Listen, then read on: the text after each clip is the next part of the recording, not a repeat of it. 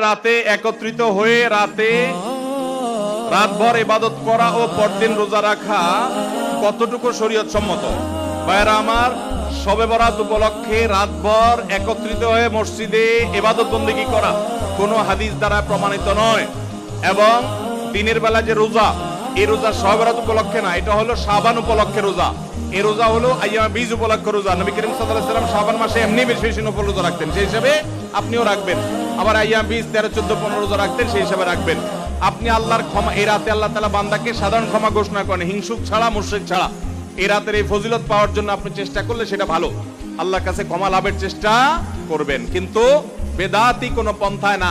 অনেকে বলে যে এত রাকাত নামাজ, অমুকটা অত সূরা এত রাকাতে পড়তে হবে, এগুলা মন গড়া কথাবার্তা, এগুলার কোনো ভিত্তি কোরআন হাদিসে নাই। আবার অনেকে মনে করে হালুয়া রুটি খাইতে হবে, আতশবাজি করতে হবে, আলোকসজ্জা করতে হবে। শবে বরাতকে কেন্দ্র করে যা হয় তার বেশিরভাগই বেদাত এবং ভুয়া, মন গড়া ভিত্তিহীন, এগুলার কোনো অস্তিত্ব কোরআন হাদিসে পাওয়া যায়। আল্লাহ আমাদের সবাইকে সুন্নাহ মেনে চলার তৌফিক দান করুন। আমরা সুন্নাহ মেনে চলবো। শাবান মাসের সবচেয়ে বড় আমল হলো নফল রোজা রাখা, বেশি বেশি রাখবো তো ইনশাআল্লাহ। লাইলাতুন নিসফি মিন শাবান প্রচলিত শবে বরাত উপলক্ষে আমাদের করণীয় কি? বিশেষ করে এই রাতে মসজিদে ওয়াজ মাহফিল, দোয়া দরুদ, ইবাদত বন্দেগী এবং নানা ধরনের খানা দানার আয়োজন করা হয়। কোরআন সুন্নাহর আলোকে এগুলো ঠিক কিনা জানানো উপকৃত হবে। ভাইরা আমার, লাইলাতুন নিসফি মিন শাবান, যেটাকে আমরা শবে বরাত বলি, এই লাইলাতুন নিসফি মিন শাবানে আল্লাহ তাআলা হিংসুক এবং মুশরিক ছাড়া বাকি মানুষদেরকে, বাকি মুসলমানদেরকে আল্লাহ তাআলা সাধারণ ক্ষমা ঘোষণা করেন মর্মে একটা হাদিস আছে।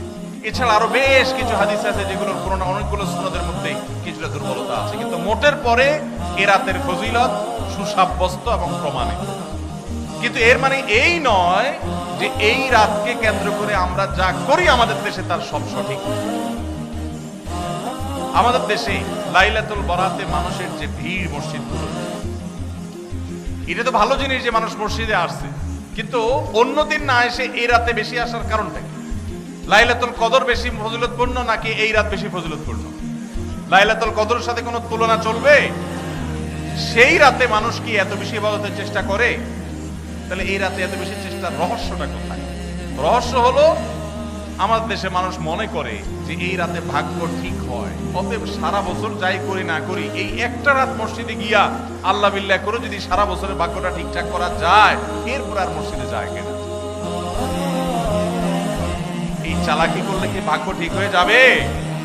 ভাইরা আমার, লাইলাতুন নিসফি মিন শাবানকে কেন্দ্র করে বহুবিধ বিদআত, বহুবিধ বাড়াবাড়ি, বহুবিধ কুসংস্কার আমাদের সমাজে আছে। এক সময় তো প্রচুর পরিমাণ ফটকা ফুটাবাড়ি চলতো।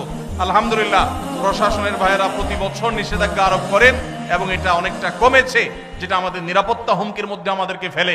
দ্বীনের নামে আমরা কখনো সেগুলো করতে পারি না।